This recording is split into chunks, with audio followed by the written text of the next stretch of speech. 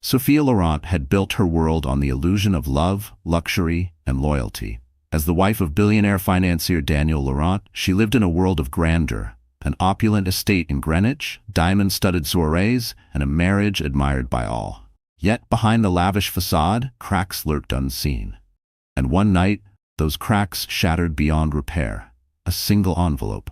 That was all it took to unravel everything. The evening had started like any other, with candlelit dinners and whispered conversations beneath the crystal chandeliers Daniel had imported from Milan. But as Sophia sorted through the daily correspondence, her fingers trembled over an unfamiliar envelope. The sender? A private clinic in Boston. Confusion quickly turned to dread as she opened it, revealing medical records for an expectant mother, one who was not her. Her vision blurred as she scanned the document, but one name was unmistakable. Daniel Laurent, listed as the father. The due date was heartbreakingly close to her own. Sophia's stomach churned. The weight of betrayal pressed into her chest, suffocating her. The late business meetings, the unexplained weekend trips, everything now made agonizing sense. The man she had loved, trusted, and built a life with had been living a double existence. Refusing to break down, she steadied herself. This house, this life, had never truly been hers. It had always belonged to the perfect image Daniel had curated for the world. But she was done being a supporting character in his charade. With quiet precision, Sophia pulled out a sheet of parchment from her writing desk. Her hands trembled only slightly as she penned the final chapter of their marriage. Daniel, the betrayal you've inflicted is beyond repair. I once believed in the fairy tale, but now I see it for what it is. A beautifully crafted lie. By the time you read this, I'll be gone. Don't look for me. You won't find me. She left the letter on his nightstand and took one last glance around the mansion. The towering walls, the gleaming marble floors, none of it mattered anymore. Taking only what she needed, she stepped into the black car waiting by the service entrance and vanished into the night. When Daniel found the letter 2 days later, the weight of his actions came crashing down on him.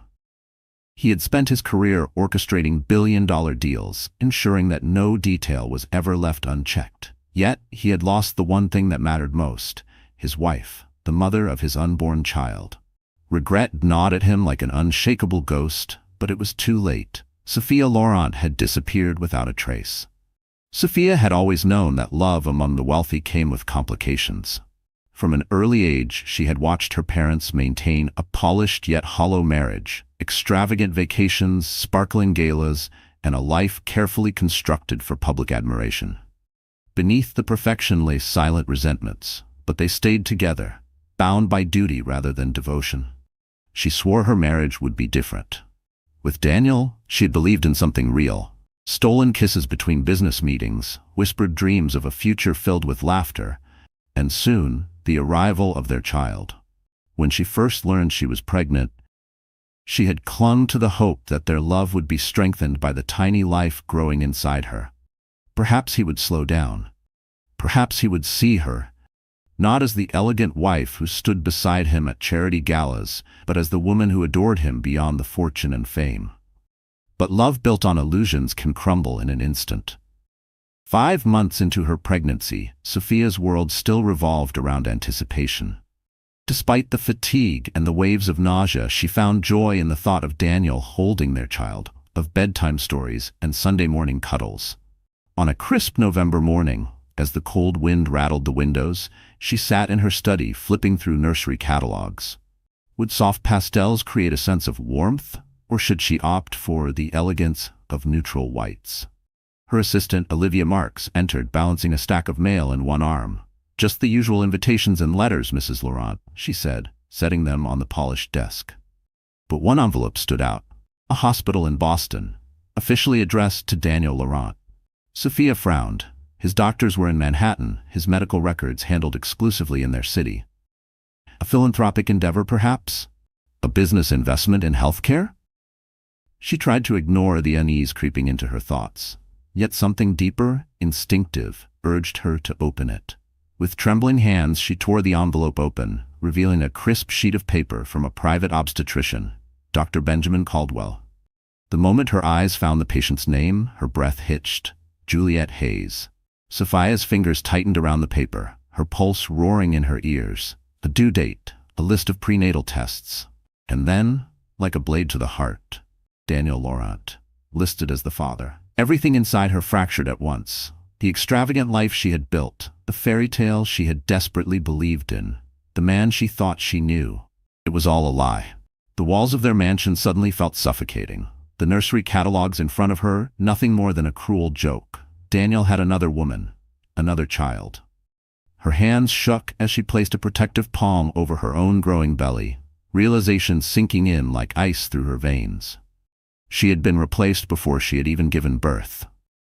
The numbers on the page blurred as Sophia read them again. It wasn't a mistake. It wasn't a clerical error. The patient's name, Juliette Hayes. The due date, just weeks apart from her own. And then, Daniel Laurent, listed as the father. Her stomach twisted violently. The betrayal she had feared, the nagging suspicions she had dismissed, it was all there, spelled out in black and white. She gripped the arm of her chair, trying to steady herself, but the room felt like it was spinning. A cold rush of disbelief crashed over her, followed by something worse, a piercing, all-consuming pain that made it hard to breathe. For months, she had watched Daniel disappear for urgent meetings, taking last-minute flights and returning home with the scent of expensive cologne that wasn't his usual brand. She had believed him. How foolish she had been. "Mrs. Laurent, are you all right?" Olivia's voice snapped her back to reality. Sophia forced a strained smile, pressing the letter tightly against her palm. "Just a billing error," she lied, her voice barely above a whisper. "I'll handle it." But Olivia wasn't convinced. Her gaze flickered to Sophia's trembling hands, her tightened jaw. "Are you sure?" "I said I'll take care of it," Sophia replied quickly, shoving the letter into the drawer. "I just need a moment alone." As soon as the door closed, she collapsed onto the chair, her hands instinctively resting on her belly. She needed to stay calm, for the baby, for herself. But how could she? Everything she had built with Daniel, the future she had envisioned, had crumbled in a single moment. She reached for her phone with unsteady fingers, her breath shallow as she scrolled to his name. Daniel Laurent. The man she had loved. The man she thought she knew. She pressed call. With every ring, her pulse pounded harder. The nausea she had battled for months suddenly surged with unbearable force. Finally, he picked up. The distant noise of wind and traffic echoed through the line. "Sophia," Daniel greeted warmly, oblivious to the devastation unraveling on the other end. Hearing his voice was almost enough to break her. Almost. Her grip tightened around the phone. "Daniel," she said, her voice unsteady but laced with steel. "I need you to come home. Now." A slight pause. "I'm in a meeting, darling. Can it wait?" "No," she whispered. Then firmer, "No, it can't." Even from miles away, she knew he could sense it. Something was very, very wrong. The silence stretched between them, heavy and suffocating. Daniel stood frozen, his face pale as he stared at the letter in his trembling hands. Sophia had memorized every word on that page, burned them into her mind like a cruel scar, but she wanted to hear it from him. "Say it," she demanded, her voice tight with rage. "Say it out loud." He swallowed hard, his grip tightening around the paper. "It was a mistake," he whispered. "I swear it ended." Sophia let out a sharp, bitter laugh. "Ended? Daniel Laurent, listed as the father. That doesn't sound like something that ended." He flinched. His name, printed in black ink, was undeniable proof of his betrayal. She crossed her arms over her stomach, as if shielding their unborn child from the poison in the air. "You have another baby on the way, and you didn't think I deserved to know?" Her voice cracked, but she refused to let the tears fall. Daniel took a hesitant step forward. "Sophia, please." She recoiled, eyes blazing. Don't you dare try to touch me." His jaw clenched, desperation flickering across his face. "I was lonely," he admitted, voice barely above a whisper. "You were busy, we were distant, and Her breath caught. Lonely. The word felt like acid on her tongue. "You had me, your wife, the woman carrying your child, and you were lonely?" Daniel ran a hand through his hair, exhaling shakily. "It didn't mean anything." Sophia shook her head. "It meant everything." A sharp silence fell between them. The grand estate, the glittering chandeliers, the lavish furniture, it all felt meaningless now. "I never wanted to hurt you," he said, his voice breaking. Her laughter was hollow. "Yet here we are." She turned away, unable to look at him. unable to breathe in the same space without feeling suffocated. The dream she had built with him had crumbled into dust, and all that remained was the wreckage of what could have been. Daniel moved closer, desperate. "Please, Sophia, we can fix this." She spun to face him, fury and heartbreak colliding in her eyes. "Fix this?" She placed a trembling hand on her belly. "You want me to stay, to pretend this never happened? To raise our child knowing his father has another family?" Daniel's silence was answer enough. Sophia inhaled deeply, steadying herself. This was the moment she knew. She had to leave. Without another word, she turned, walking toward the door. Daniel called her name, but she didn't stop. She wouldn't let him break her again. The walls of the mansion felt like a prison, each room a reminder of the life she thought she had. Sophia locked herself in the upstairs bedroom, the one that had once been a guest room, but now felt like the only place she belonged. The master suite, the bed she had shared with Daniel, was tainted. She couldn't bear to be near it. Outside the door, Daniel paced, his voice raw with desperation. "Sophia, please, let me in." She ignored him. The weight of her heartbreak was suffocating, her chest tight with grief. She curled up on the bed, pressing play on a classical playlist, hoping the familiar notes would soothe her, but nothing could silence the storm inside her. Tears blurred her vision as she reached for her journal, the one she had bought on their honeymoon in Capri, meant for cherished memories. Now it would hold the wreckage of her shattered love. Why did he cheat? Was it my fault? What about our baby? Could I ever trust him again? Each question sliced through her like a blade. Sleep was impossible. She wandered the mansion at dawn, aimless, haunted by the ghosts of what should have been. She stopped in front of the nursery. It was unfinished, half-painted walls and unopened furniture boxes, a cruel metaphor for the future she had envisioned but would never have. A decision settled in her heart. She had to leave, not just for herself, but for her child. She couldn't raise a baby in a home built on deception. She needed to escape before Daniel's empty apologies convinced her to stay. By the time the sun rose, she still didn't know where she would go. Her family's estate in Massachusetts, or perhaps somewhere far away, where no one knew the name Daniel Laurent. But one thing was certain: she couldn't stay here. Daniel's pleas continued, his calls and texts relentless. She ignored them. Later that morning, when he left for an important board meeting, she knew this was her only chance. She sat at her vanity, gripping a pen, and began to write. "Daniel, you have inflicted a wound so deep that every breath I take feels laced with betrayal. Perhaps I was foolish to trust you completely, to believe in the fairy tale. Now I see it for what it is, a beautiful lie. I am leaving. I don't know when or if I will return. Our child, my child, doesn't deserve the world you have created. Maybe one day I will learn to forgive. But right now I can barely look at you. Don't look for me. You won't find me. By the time you read this, I'll be gone." Her hands trembled as she folded the letter, but for the first time since discovering the truth, she felt in control. The pen shook in her hand, but Sophia didn't let herself waver. She folded the letter, sealed it inside an unmarked envelope, and placed it neatly on Daniel's nightstand, the final piece of herself she would leave behind. She inhaled deeply, willing her body to stay steady. There was no room for second thoughts. With quiet determination, she grabbed her small bag. A few essentials: passport, cash, some clothes, and her prenatal vitamins. No more, no less. The mansion was silent as she descended the grand staircase, the polished floors gleaming beneath the dim chandeliers. The staff stood at a respectful distance, their eyes filled with something between sadness and understanding. No one stopped her. A black SUV idled near the side entrance, waiting. With one last glance at the house that had once felt like a dream, one that had become nothing more than a beautiful prison, she stepped inside the car and disappeared into the night. 2 days later, Daniel returned home, expecting a fragile truce. Instead, he was greeted with an eerie silence. His voice echoed through the mansion. "Sophia?" No response. Frowning, he turned to the staff, but their expressions sent a chill through him. "Where is she?" A hesitant pause. "She left, sir. In a car. We don't know where." His pulse pounded in his ears. His first thought was that she had gone to her mother's estate in Massachusetts. He dialed Elizabeth Laurent, his breath shallow. "Where is she?" he demanded the moment she answered. A sharp intake of breath. Then cold fury. Gone, Daniel, and if you had any decency left, you wouldn't be calling me.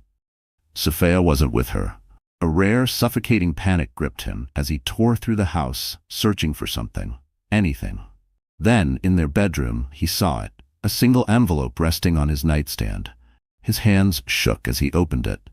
"Don't look for me. You won't find me." The words carved through him like a blade. Daniel Laurent, the man who controlled billion-dollar deals, who dictated the fate of corporations, had lost the one thing he could never buy back. He sank onto the edge of the bed, the letter crumpling in his grip. A wave of nausea clawed at his stomach. He had convinced himself that his affair had been meaningless, a brief lapse, a mistake that could be buried. But this was irreversible. Sophia, his wife, the mother of his unborn child, had vanished. And for the first time in his life, Daniel Laurent realized what true regret felt like. Daniel exhausted every resource at his disposal. He hired the best private investigators, tapped into his security network, and even offered financial incentives to anyone who could provide information. But Sophia had planned her escape flawlessly. Every attempt to trace her credit card activity led to a dead end. There were no flight records, no bank withdrawals beyond the initial cash she had taken. It was as if she had vanished into thin air.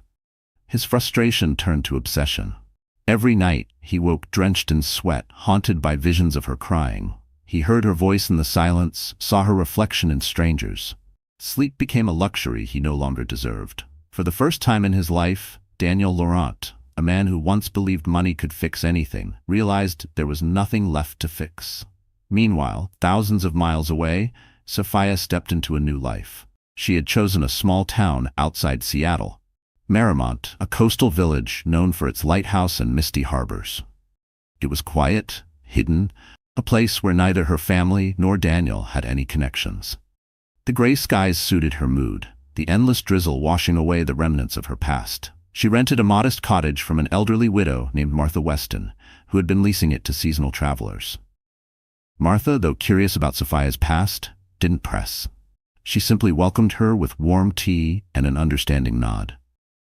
Each morning, Sophia woke early, listening to the rhythmic waves outside her window. She cradled her growing belly, whispering soft promises to the baby inside.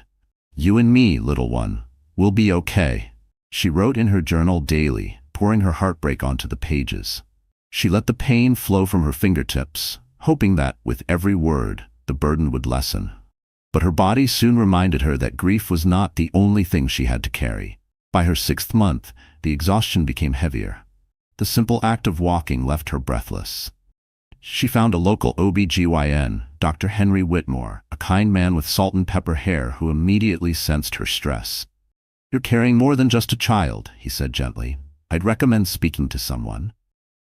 Reluctantly, she agreed to see a counselor. Her first session was with Dr. Camille Delgado, a woman with kind eyes and a voice that made Sophia feel safe for the first time in months. "Tell me about the baby's father," Dr. Delgado asked softly. Sophia hesitated, her hands instinctively covering her belly.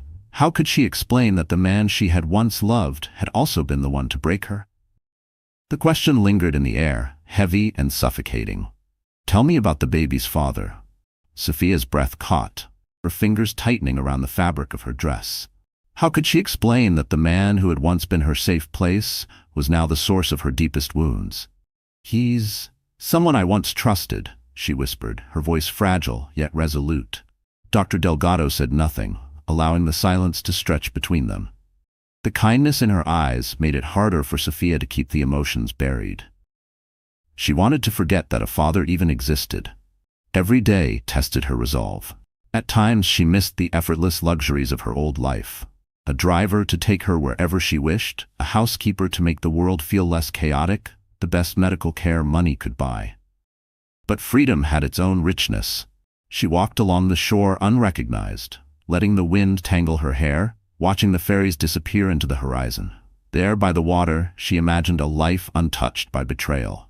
Some nights she sat on a weathered bench and let the ocean breeze carry away her unshed tears before they ever reached her cheeks. Meanwhile, Daniel's world was unraveling.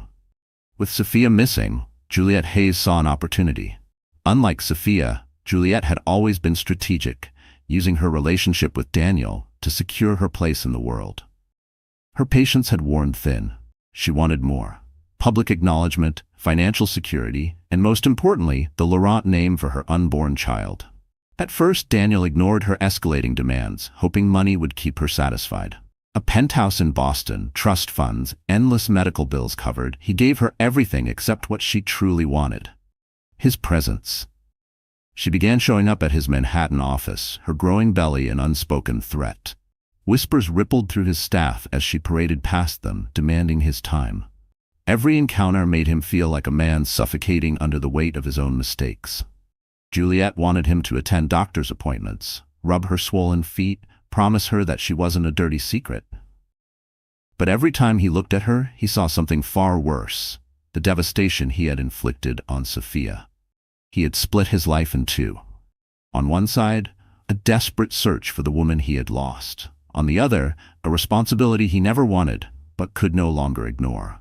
Some nights, he avoided going home altogether, opting instead for his office couch or a quiet hotel room where guilt couldn't reach him. Then, a lead surfaced. A withdrawal. $50,000 had been taken from Sophia's personal trust at a bank in Seattle. It wasn't proof, but it was something.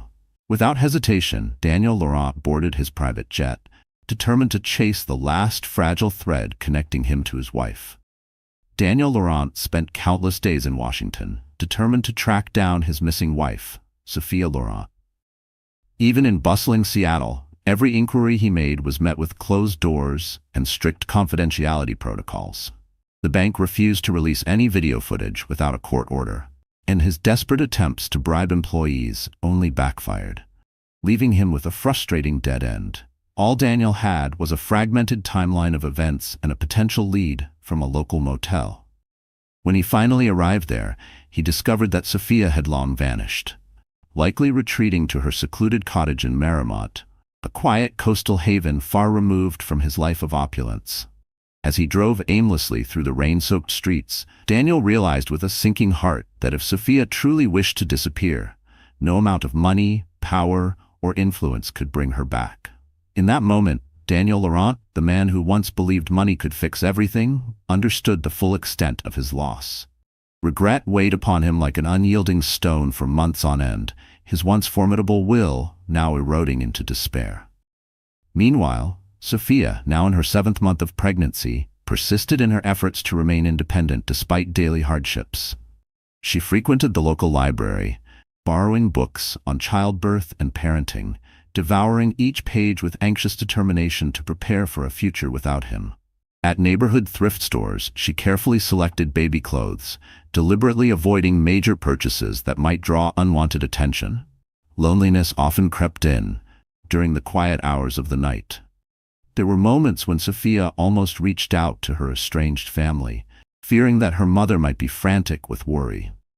She recalled her late father, imagining the disappointment in his eyes if he saw her struggle alone, and even thought of Daniel.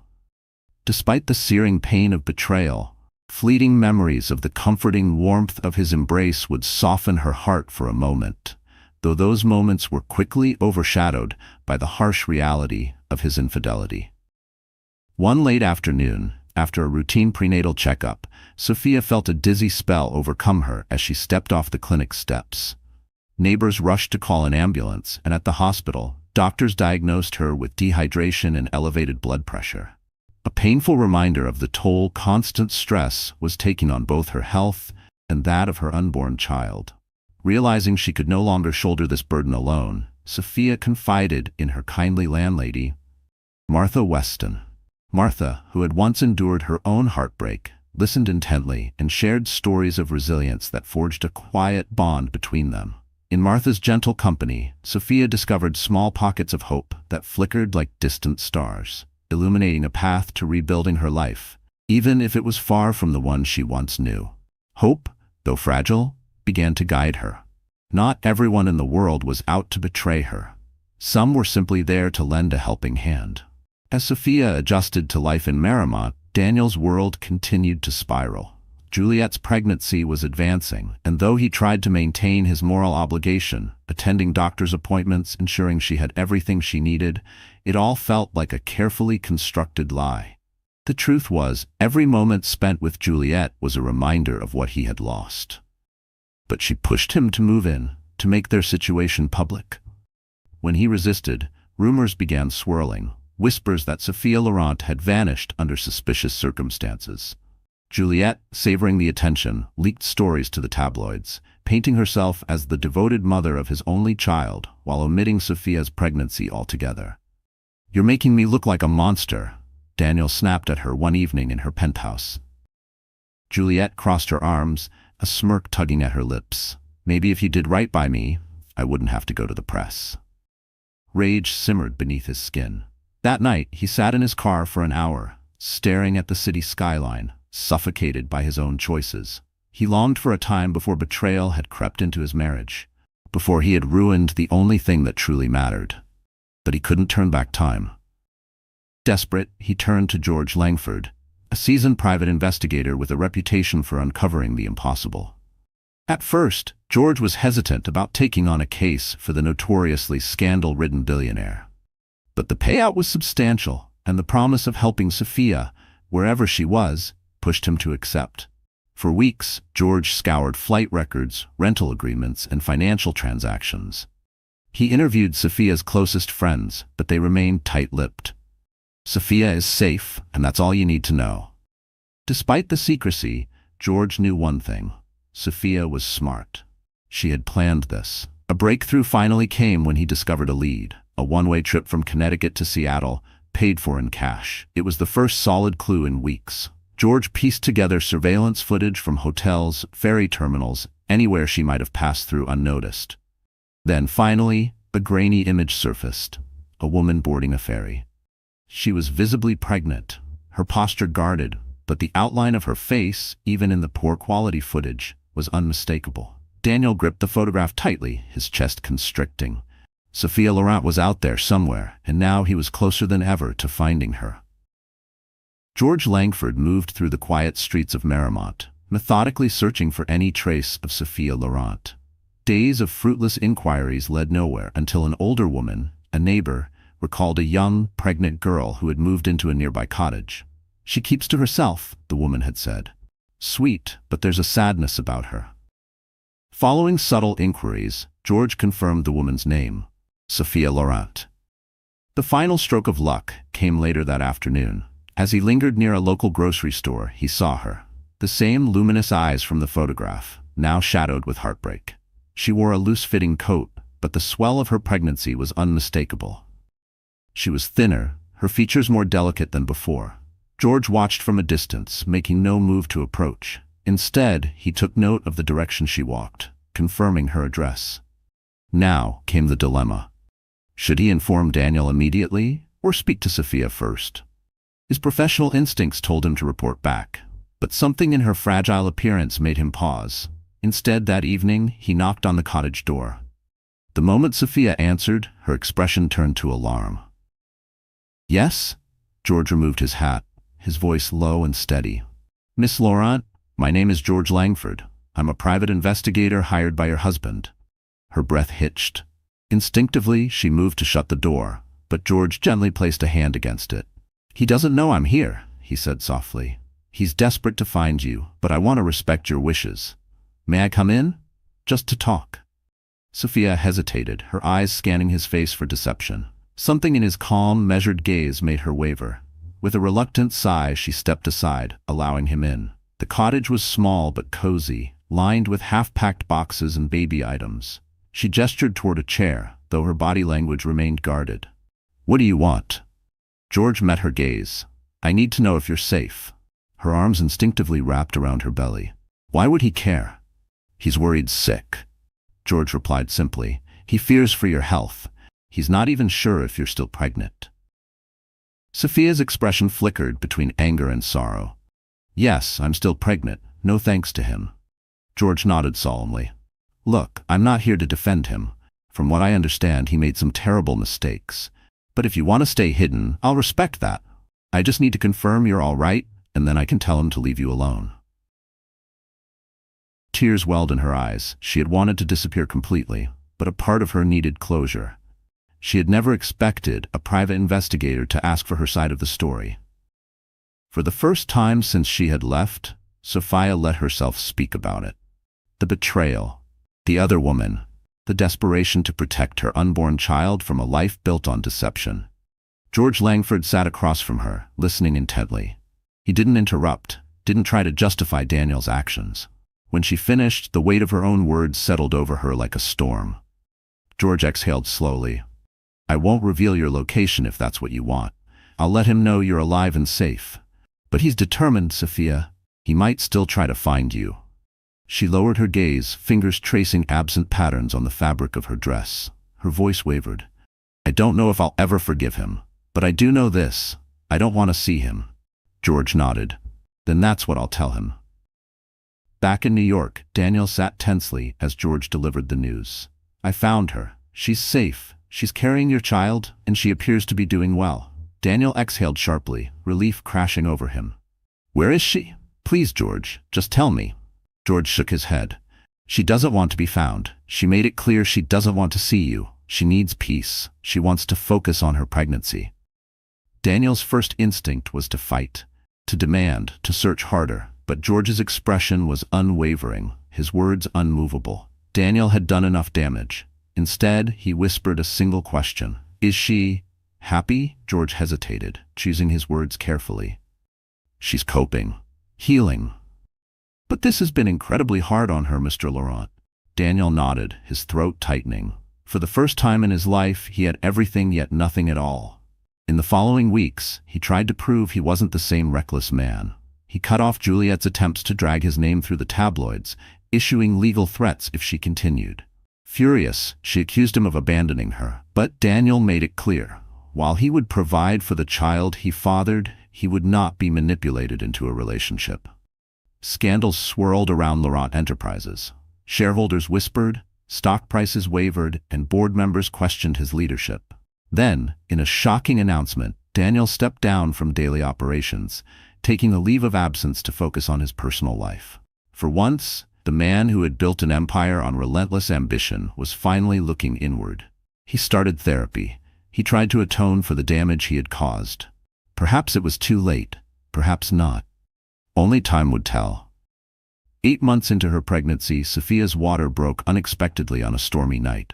Martha Weston found her doubled over in pain, her breath ragged, her hands trembling. With panic in her voice, Martha called 911. Sophia Laurent was rushed to the hospital, unaware that her past was about to collide with her present in a way she never expected. The ambulance tore through the storm, sirens wailing as rain pounded against the windows. At the hospital, doctors quickly assessed Sophia's condition. Preeclampsia. A dangerous rise in blood pressure, threatening both her life and the baby's. Within minutes, she was rushed into an emergency C-section. The cold sterility of the operating room, the flashing monitors, the frantic voices, it all blurred together. Pain crashed over her in waves, and through the haze, she whispered a name, not out of love, not out of forgiveness, but from a primal, desperate need for comfort. Daniel. Her voice was too faint to be heard. The nurses moved swiftly around her, calling for more supplies, more doctors, and then, at last, a cry. A fragile, piercing wail filled the room. The sound of life, the sound of her child. The doctors lifted a tiny baby boy into the world, his lungs protesting, his presence undeniable. He was small, impossibly delicate, but alive. Sophia fought to stay conscious, her vision swimming. She needed to see him. A kind nurse leaned down. "Your baby is stable, he's breathing." Relief surged through her, hot tears slipping down her cheeks as she caught a glimpse of her son, wrapped in a soft blanket, his face pink and scrunched with effort. But then, the world tilted. A sharp pain tore through her, and suddenly the voices around her grew urgent. Preeclampsia had triggered severe bleeding, and her body was failing. The last thing she heard before the darkness swallowed her was the sound of her baby's cries. Miles away, George Langford sat in his car outside the hospital, uneasy. He had remained in Marymount, sensing that Sophia might need help sooner rather than later. His phone buzzed, and the moment he heard the doctor's grim tone, he knew he couldn't keep his promise. Daniel needed to know. He dialed quickly. The call connected at midnight.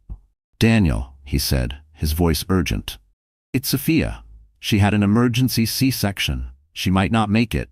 She's at Marymount General Hospital." A sharp inhale. then silence. George could only hear the sound of frantic movement on the other end before the line went dead. Daniel Laurent boarded his private jet within the hour, his pulse hammering with terror. Had he come too late? When he arrived at the small-town hospital, the sight of the billionaire in a wrinkled suit, his usually composed expression shattered, sent a ripple through the staff. George met him in the waiting room, pacing. "She's in surgery," he said. "The baby's in the NICU. He's premature but stable." Daniel staggered, the words hitting him like a blow. A son, his son. And the woman he had betrayed was now fighting for her life. Regret, heavier than he had ever known, crashed over him like a tidal wave. Daniel pressed his palms against his face, his body racked with silent sobs. He had spent years mastering control, yet here he was, helpless, broken, praying for a miracle. Hours passed in excruciating stillness. Then at last a doctor stepped into the waiting room. "Mr. Laurent?" Daniel shot to his feet, his heart hammering. "She's stable," the doctor said gently, though his tone remained cautious. "We managed to control the bleeding and lower her blood pressure. She's not out of the woods yet, but she's recovering." Relief surged through Daniel so intensely that his knees nearly gave out. He nodded, swallowing past the lump in his throat, but guilt still coiled inside him, tightening like a vice. The doctor offered a hesitant smile. "She might be unconscious for a while. In the meantime, you can see your son in the NICU." A son. The words were still foreign to him, unreal, yet they pulled him forward. With trembling hands, Daniel followed the doctor down the sterile corridor. The walls of the neonatal unit were lined with tiny incubators, each cradling a life too new, too fragile. Then he saw him. A nurse guided Daniel through the sanitization process before leading him to the incubator. There, beneath a tangle of tubes and monitors, lay his child, a small, delicate being with wisps of dark hair and impossibly tiny hands.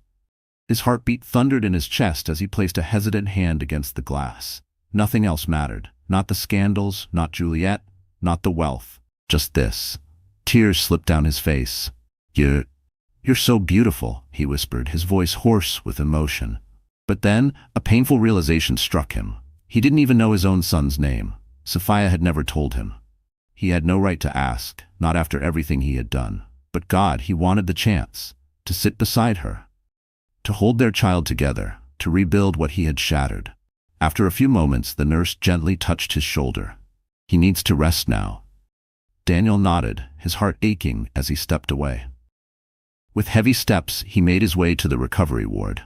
The halls buzzed with quiet efficiency, but to him, everything felt unbearably still. A nurse directed him to Sophia's room. The moment he stepped inside, he froze. She looked so small, so fragile beneath the tangle of IV lines. An oxygen mask covered her face, the steady beep of the heart monitor the only reassurance that she was still here. Daniel swallowed hard and sank to his knees beside her bed, taking her cold hand in his. "I'm sorry," he whispered, his voice cracking. "Please, please come back. If not for me, then for our son." Tears fell freely now, his head bowing as he clung to her hand. Nurses came and went, offering sympathetic smiles, but none disturbed him. They knew. Some heartbreaks could only be endured in silence.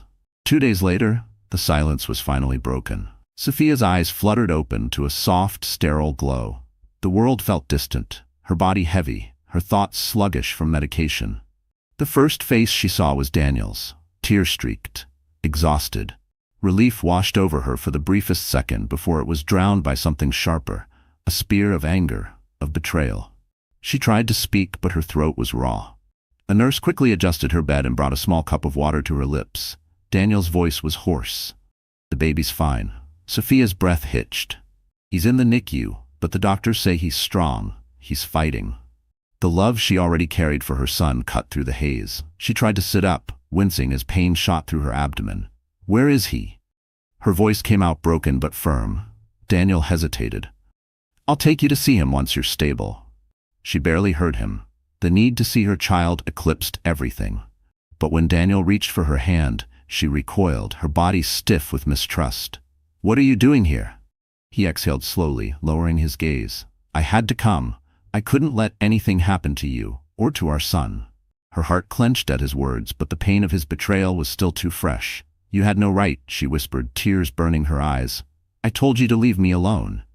Daniel nodded, his own eyes red-rimmed.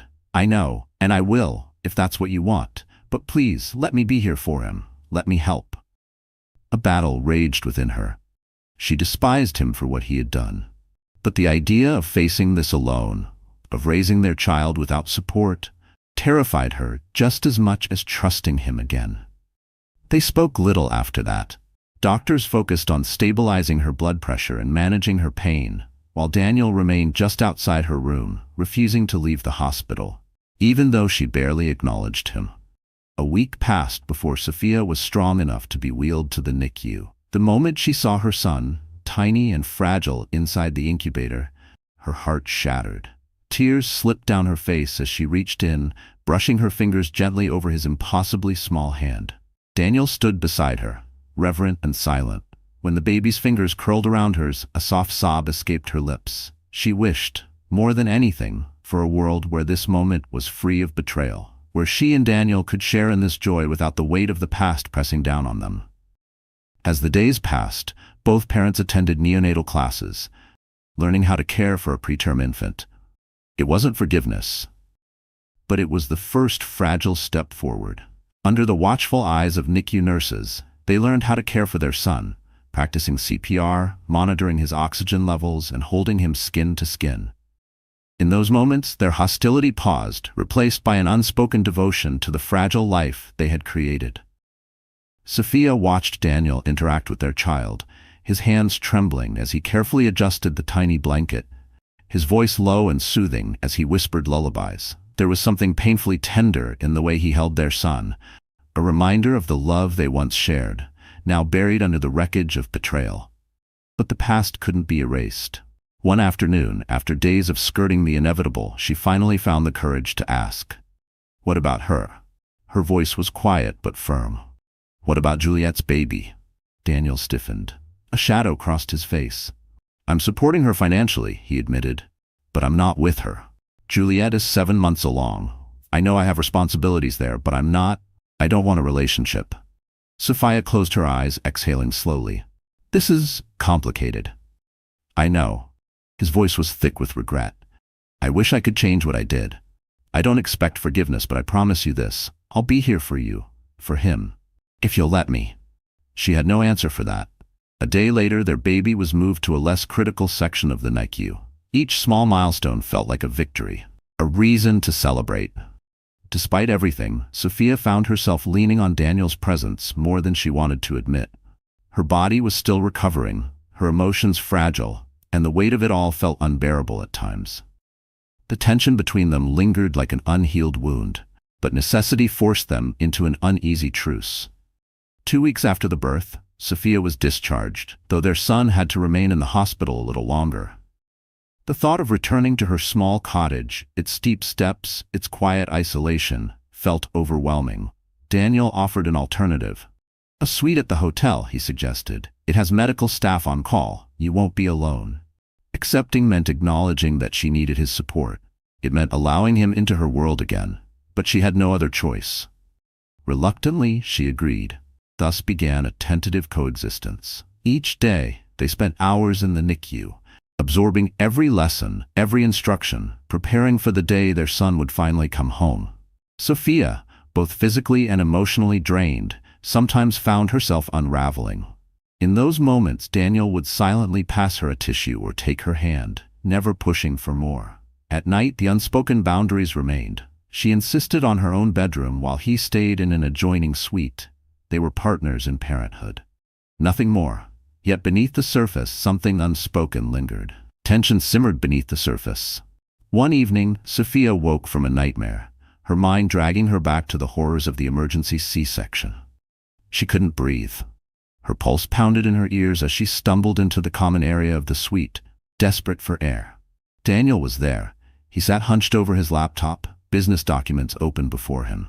But the moment he saw her distress, he shot up, concern overtaking his exhausted features. Without hesitation, he guided her to the couch, pressing a cool glass of water into her hands. A reassuring hand rested lightly on her shoulder, steadying her trembling frame. For the first time, she didn't pull away. Instead, she clung to him, her sobs racking her body as the fear of nearly dying consumed her. Daniel's grip tightened around her, his hand stroking her hair in quiet, wordless comfort. "I'm so sorry," he whispered, over and over. "For everything." By the time her tears subsided, exhaustion tugged at her, her body sinking into his warmth. Their eyes met, and for the briefest second, something flickered. A ghost of what once was. But by morning, Sophia reminded herself. Healing was not the same as forgetting. Meanwhile, Juliet Hayes was livid. She had heard whispers of Daniel's presence in Seattle and was furious that he had abandoned her during the final stages of her pregnancy. Her voicemails dripped with rage, threats laced between her words. She demanded to know why he wasn't at her side, why he had seemingly erased her from his life. When Daniel finally answered, his patience was frayed. "I'm in Seattle because my wife nearly died giving birth to our son," he said flatly. "I'm fulfilling my duties as a father." Juliet scoffed. "And what about me? I'm carrying your child too. When are you going to be here for us?" Guilt clawed at his chest. Two innocent children were now tangled in this web of mistakes. "I will support my child," he said, his voice strained. "But I can't be in two places at once." In the final weeks of her pregnancy, Juliet ramped up legal threats. If Daniel didn't publicly claim paternity, she would release private messages, personal details, anything to humiliate him. But for the first time in his life, Daniel Laurent didn't care about public opinion. All that mattered was ensuring Sophia and their son survived this ordeal. Still, for the sake of the unborn child, he sought resolution. His lawyers negotiated a settlement. Juliet would receive a substantial monthly stipend and a trust fund for the baby, contingent on signing a non-disclosure agreement. She begrudgingly agreed, but resentment still burned beneath the surface. At 6 weeks old, their son was finally discharged from the hospital.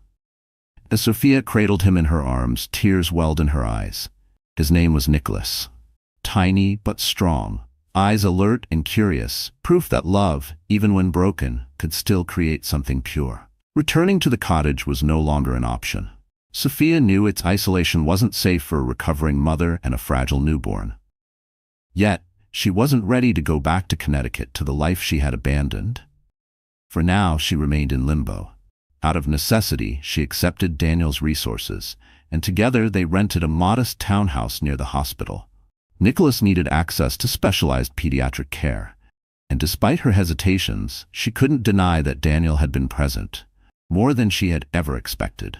What was meant to be a temporary arrangement quickly wove them into an unintended routine. Late-night feedings, diaper changes, midnight lullabies. Through every shared moment, tension lingered, but so did something unexpected. A tenderness she wasn't ready to name. Sophia noticed changes in Daniel. He was no longer the man constantly glued to his phone, orchestrating billion-dollar deals between flights. The calls were fewer. The restless energy that once consumed him had faded. Instead, his focus remained on Nicholas's health, on Sophia's recovery. He even attended therapy, a commitment she hadn't expected. It was in one of those sessions that she finally let go of the rage she had bottled up for months. Tears spilled freely as she recounted every moment of her heartbreak, every betrayal, every sleepless night spent questioning how the man she had loved had become a stranger. Daniel didn't defend himself. He didn't try to rationalize his actions. He simply listened. When he finally spoke, his voice was quiet, raw. He admitted his own insecurities, the ways he had sought validation in the worst possible places. It wasn't an excuse, but it was the first time she saw the flawed, deeply broken man beneath the betrayal. "I don't know if I'll ever trust you again," she admitted, her voice barely above a whisper. "At least not the way I used to." Daniel swallowed hard. "I accept that. I know I have to earn even a fraction of your trust again, and if it takes a lifetime, so be it." 3 months after Nicholas's birth, an unexpected call shattered their fragile balance. Juliet had given birth prematurely. A daughter, Cassandra. The baby was in critical condition, her small body struggling against complications. Despite their fractured relationship, Juliet had reached out to Daniel, desperate. Her hospital lacked the proper neonatal care, and Cassandra needed specialized treatment. Sophia burned with jealousy at the mention of Juliet's name. But she also saw the anguish in Daniel's eyes. The guilt. An innocent child was in trouble. Ignoring Juliet's plea would condemn him to a lifetime of regret. And so, in a moment that surprised even herself, Sophia encouraged him to go.